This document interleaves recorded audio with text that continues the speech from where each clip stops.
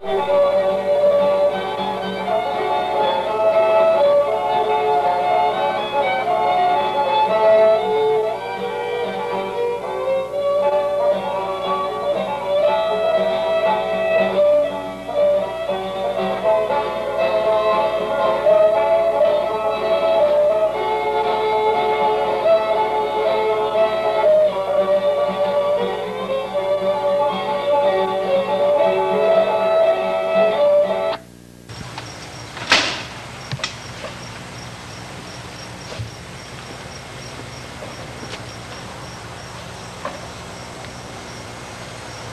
can smile, Charlie. It's not that bad. Hey? Come on. Keep coming. Keep coming. Yeah. All right. That's enough, eh? There it goes. Yes.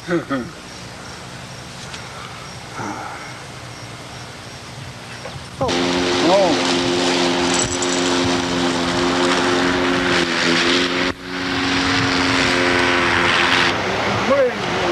How are you? Good to see you. Nice morning. Yeah.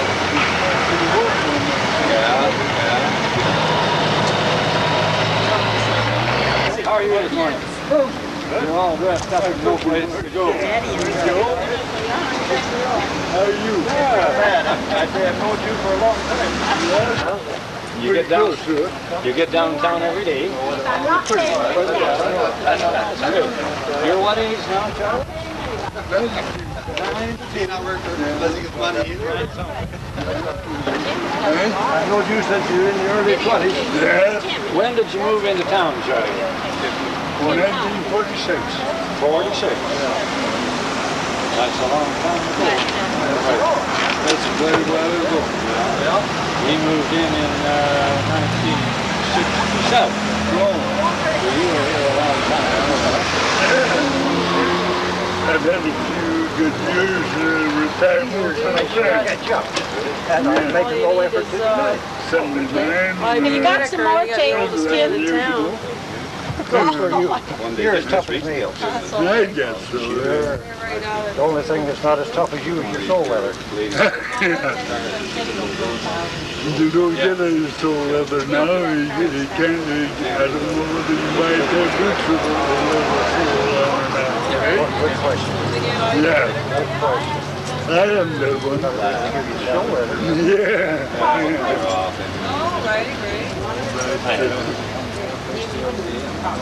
You still don't get anything for nothing. But a seagull with a boat. No, and it's getting neat.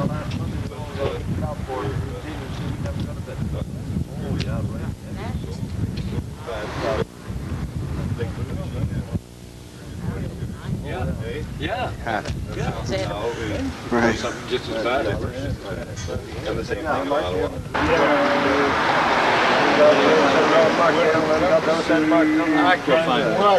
You'll be able to treat your water now. Let him up there and Treat yourself. they got no water down there but 1 o'clock. I guess so. Oh, I mean, the first day you come to rock me.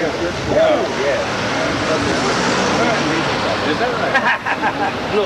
You raised a lot of foxes. You raised a lot of foxes.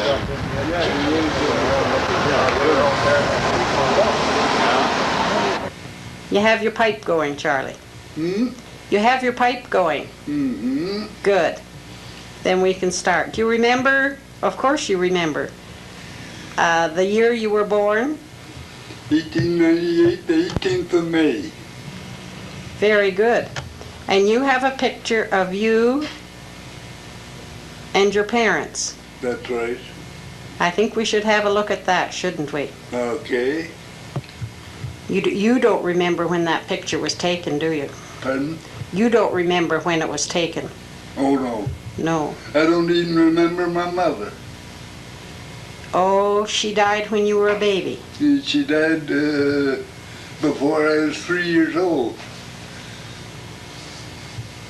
And how old are you in that picture? Oh, I don't know. I would say maybe, what? Maybe 4 months for that? Or 6 months? Well, your mother certainly was a lovely looking lady, wasn't she? Yes, she would be about 20 in that picture. Do you remember her maiden name? Hmm? What was her maiden name? Minnie Saunders. Saunders. Oh, yes. And your father's quite handsome? Hmm? Your father's quite handsome. He was quite a bit older than her. What did he do for a living? Farmed. And the place where you were born then? Where was the place you were born, the farm you were born? On the 5th concession of Artemisia. And the building's still there? No, I don't think so. No, they're not. Where did you grow up, Charlie? Right there. And there's nothing left? Hmm? And there's nothing left? No, there's nothing left. You remember your school days, Charlie? Oh, yes. I maybe started school at about 8 years old. Being a bachelor, I didn't get started very young, and my father didn't seem to be too anxious, so I didn't go. I think my first teacher was Mary Wilson. Do you know who she was? Was that Mrs. Bellamy? That was Mrs. Bellamy. Good. She'd be young then. Yes, she is her first school. And I remember quite well Avery Hawkins. He ran the photograph gallery in Pleaserton, and he lived across the way from us here. Of course, we weren't here then, but he brought her out to school the first morning in the horse and buggy. And I think maybe she was my first teacher. Was she your only teacher? Eh? Was she your only teacher? No. Oh, I had several others. I had Miss Maidment, Miss Logan, Miss Smith from Durham, and I forget how many more. All women teachers? Hmm? They were all women teachers? Yes, no, we had a man teacher, Mr. Fleming. He's an old Irishman. And I remember one time we'd had recess, and of course, I guess as usual, I was kind of late coming in. I walked in with my hands behind my back, and Mr. Fleming says, "Here comes Charlie. He's behind. He'll be behind. He'll be behind all his life." What a thing to say. Yeah. Which I guess I was. And I guess I am still behind because all the rest of my schoolmates are gone. And I'm still here. The little log house, my Aunt Hannah moved from the little log house at the west end of the lumber piles at Rock Mills. She moved to the new school, which was built in 1902.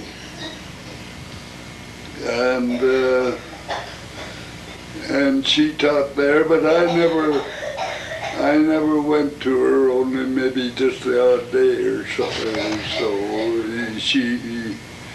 She was moved from Red Mills to Portlaw School. And she taught then for $250. A year? A year. Yeah, and the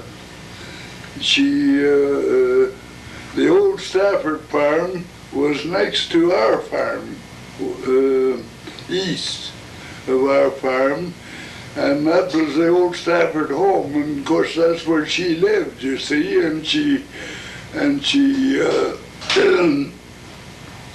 she rode a bicycle to school in the summertime, and she snowshoed back through the bush to the school in the wintertime. How far would that? For $250. Dear, oh dear. Yeah. How many miles would she have had to go to school? Was it very far to go to school? It'd be a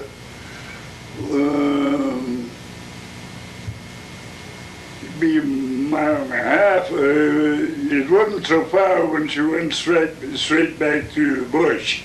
It'd only be about a mile. That would be enough in the wintertime, though. That would be enough in the wintertime.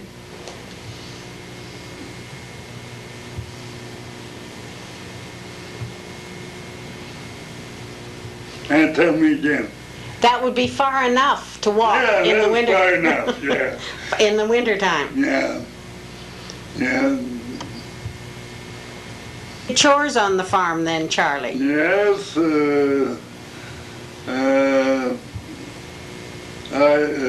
My father kept one cow. I had to milk that cow before I went to school. And my father never drank tea or coffee, nor neither did I. And so I took a quart sealer of milk to school instead of tea. And the kids all used to make fun of me, drink milk all the time. And the dirt on it or anything, it looked dirty, you know.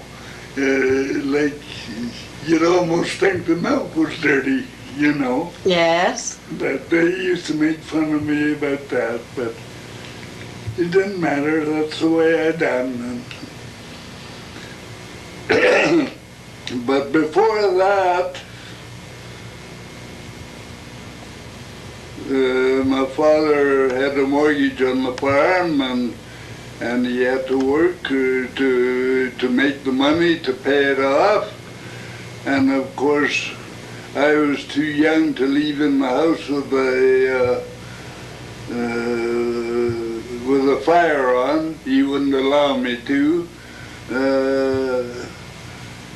He would put a big coat on me, and out I'd go to the field where he was working. And I remember one time my father was away, and he had heard Badger plowing for him. And he went around, was coming back up, and here the horses started to shy and looked, you know, and he wondered what was wrong, and he come around ahead of the horses, and here I was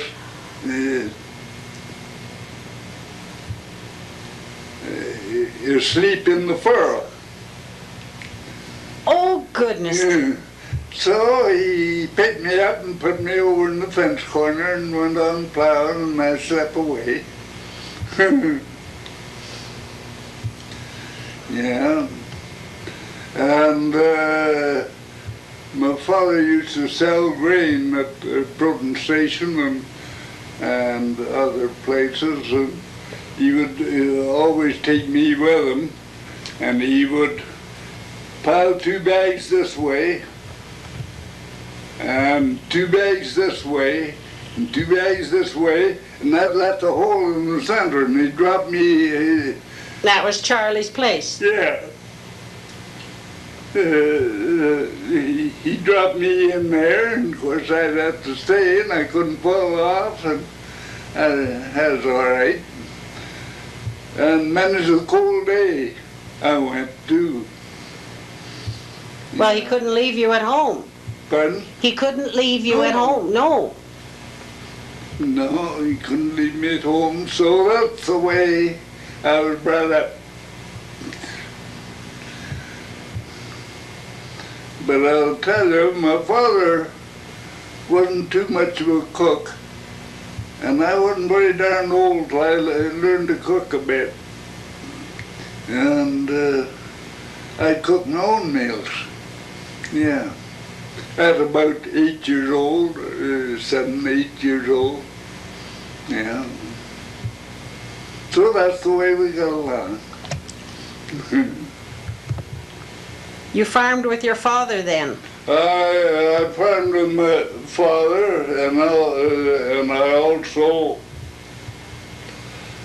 also kept my father when he wasn't able to work until he died. And he came to me one day and he said, "There's 2 things I don't want to have to do." He says, I don't want to have to go to the hospital, and he says, I don't want to have to take the old age pension. And well, I says, I guess if you don't want to, you don't have to. So he never got the old age pension, which was $20 at that time. How long did he live? Eh? How long did he live? He died about the age of 82.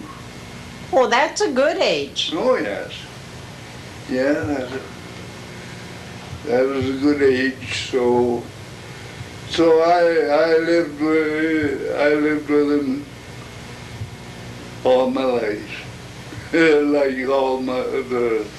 until I started to do for myself. Mm-hmm. And then I started to farm on my own, and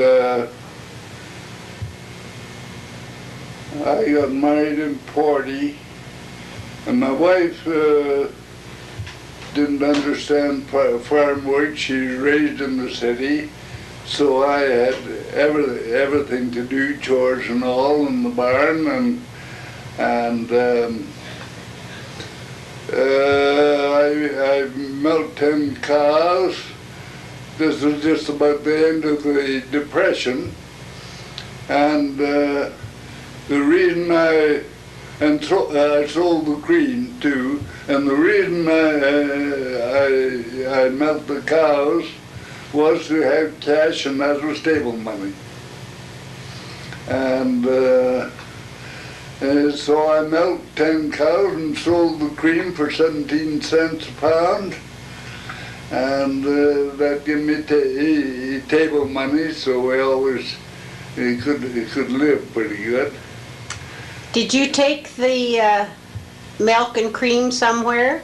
Hmm? Did you take the milk and cream somewhere, or did they pick it up? The cream, they took it from our house. They picked it up at our house, the cream trucks.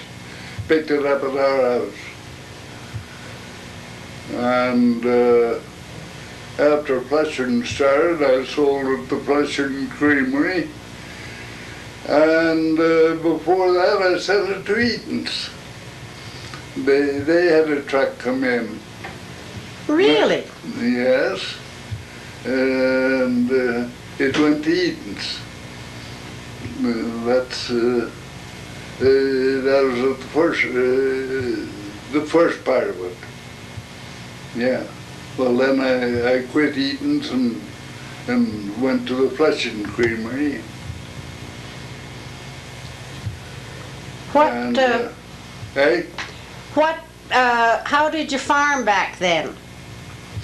Well, as I said, I had a lot of chores to do, and I was all alone. And I changed my machinery around. I got bigger machinery, something that I could work 4 horses on. And I used 4 horses on everything. And I bought a 15-disc drill, and I bought a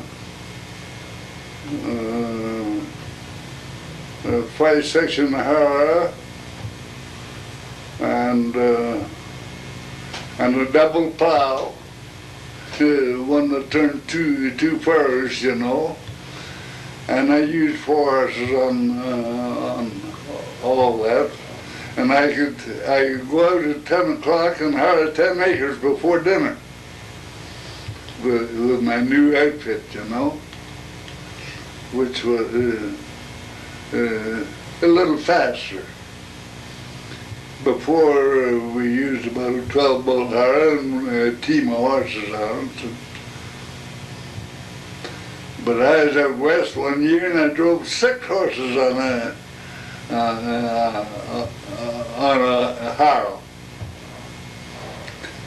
Bigger fields too.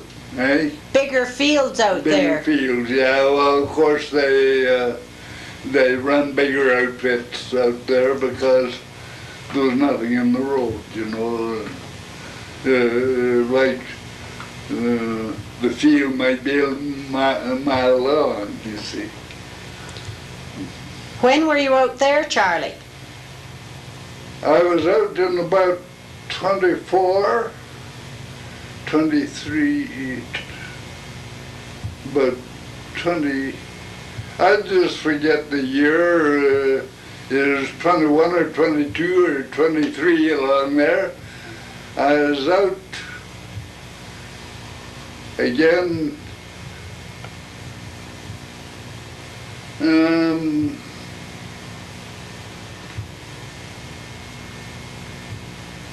I guess in about 24. Then I was out again in 1927. And a neighbor boy of mine went with me, and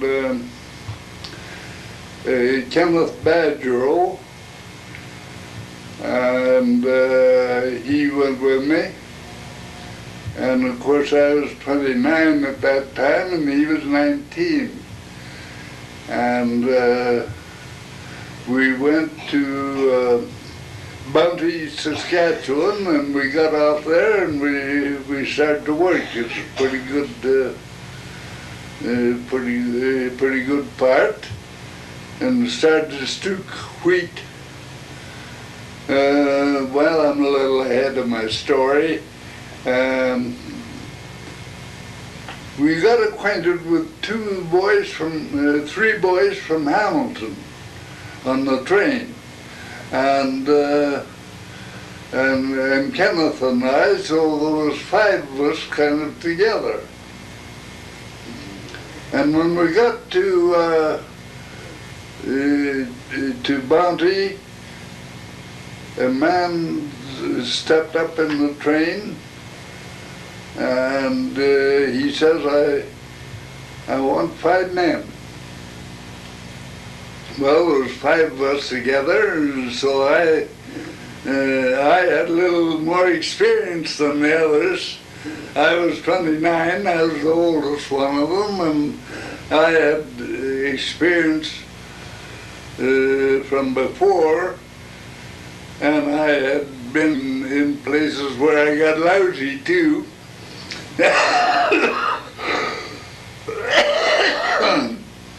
So the first thing I asked him, what was his sleeping quarters like? And he says, the very best. He says, you'll have to sleep in the bunkhouse, but he says, I'm going downtown and I'll buy all new blankets, And he says there's a coal stove in a bunkhouse, and he says, I'll also buy coal for the coal stove, and then when it gets cold, you can put it on fire, and you'll be quite comfortable. So he done that, and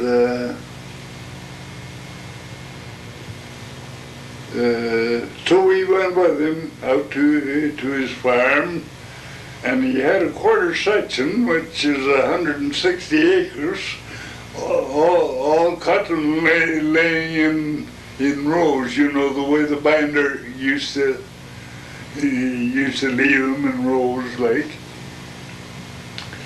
And we started to stook 160 acres. That was on I think a Friday. And we worked the rest of Friday and Saturday. And then we worked the next week, and we came up on Saturday night about 4 o'clock, and the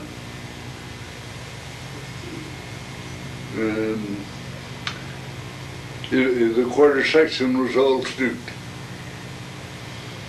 And so he says, you done well, boys. So he gave us $1 apiece for $1 apiece over and above our wages for the spend on Saturday night in town. Yeah. Okay. We got $4 for $4 a day for stooking, which is 12 hours, and we got $6 for thrashing, which was 12 hours too. So that was our wages. All right? Uh-huh. My father drove us to the station with the horse and buggy, and caught the train there, a regular train. But then we got the harvest excursion in Toronto, you see. And it was $20 to go, it was $10 to go out and $20 to come home. And I think the reason it cost more to come home, they wanted to keep you there because the country was just new then, and they wanted to keep you there to start up business like farming or something. So they charged us $20 to come home. And I remember one time I went down to the station. That was in 1927. I got through working and I went down to the station, and I says, I'm not going to ride those flat seats to Toronto. So I went in and I bought a regular fare, which cost me quite a lot more money. I forget how much then, but anyway, I got in the regular train with big plush seats and everything, better seats than I have now in the train. Big plush seats, you lay back your head, you can go to sleep if you want to. But then when the conductor come around and he says, you're in the wrong place. I says, I don't think so. Well, he says, you're a harvester, aren't you? I said, yes. I guess he could tell by the way I was dressed lately. And he he says, there's 4 coaches for the harvesters on the back of the train. He says, that's where you should be. And I says, I don't think so. And so he went off, and I still stayed there. And he come back and he asked me if I was going to move. I said no. And well, he says, I think you'll have to. So I just reached into my shirt pocket here and I pulled out my regular ticket, and he says, I guess you don't. And so I went on through Toronto. Of course, I paid for it. Yeah. What was it like going out on the excursions? Oh, it wasn't too bad. We got out about Kenora. That's about 400 miles outside of Winnipeg.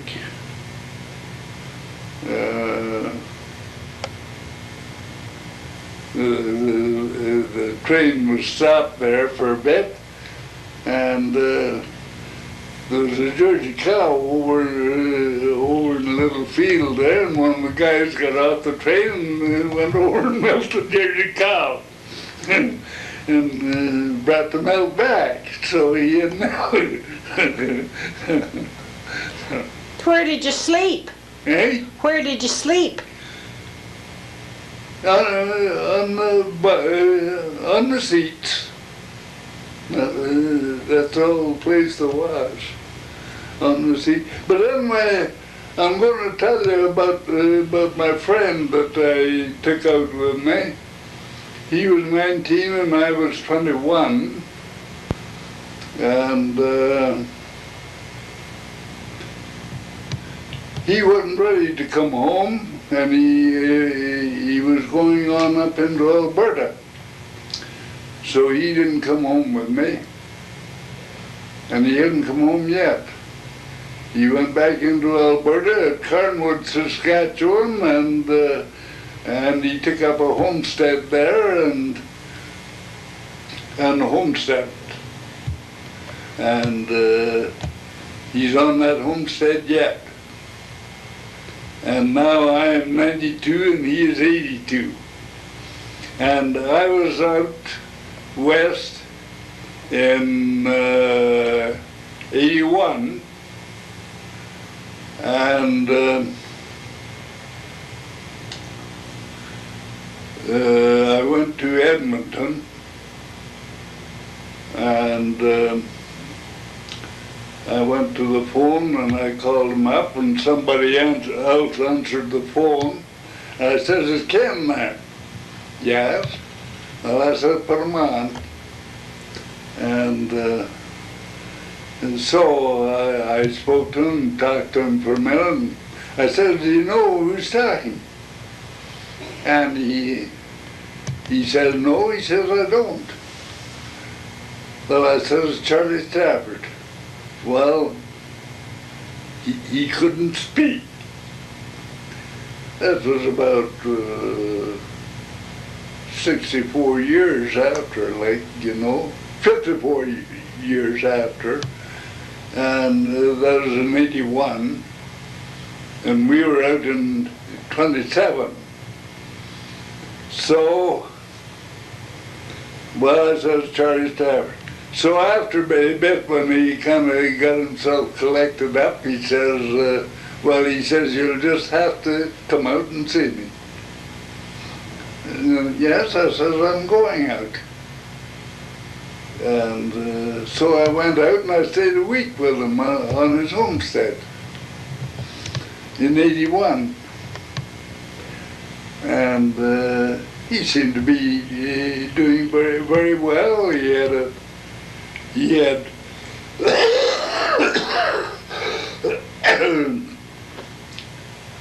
he had 3 sections of land, and he had the place he homesteaded, and then he bought another half section. But it was all bush in there. is all bush, and he had a half section there that was practically all bush. He had a sawmill, and he cut logs into lumber. I don't know what he done with it. He got rid of it somehow. But he seemed to be doing very well. Yeah, and he's never come home yet. So when I was coming home, I asked him when he's coming to Ontario. He said never. And he says, Ontario has nothing for me. So he's never come yet. And he's living yet on that homestead. He'd be 82 now. I got a letter from about a month ago or so. It seems to be doing all right. He's 8 years old then, and I think Mary Wilson was our first teacher. That stone is there with a toilet, and there was a board fence between them, and this side was the girls and the far side was the boys. Now it was kind of nice living out here. It was quiet, as you see it right now, and about all you'd hear is the birds singing. And I sold out here at an early age because at that time I had a delicate wife, and I thought it would be easier for her in town, which it was, and I was going to build a barn, but she wasn't able for the work. At that time it was a frame barn, there was a lot of work to it and a lot of men, and she wasn't able for it. So I decided to sell out and go to town, and that's why I moved from here out to Flesherton in 1946. And my wife died in 1954 on the 13th of January. And so she had a few good years in town.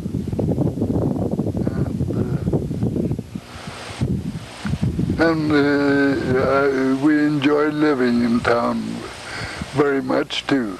I think that's about all.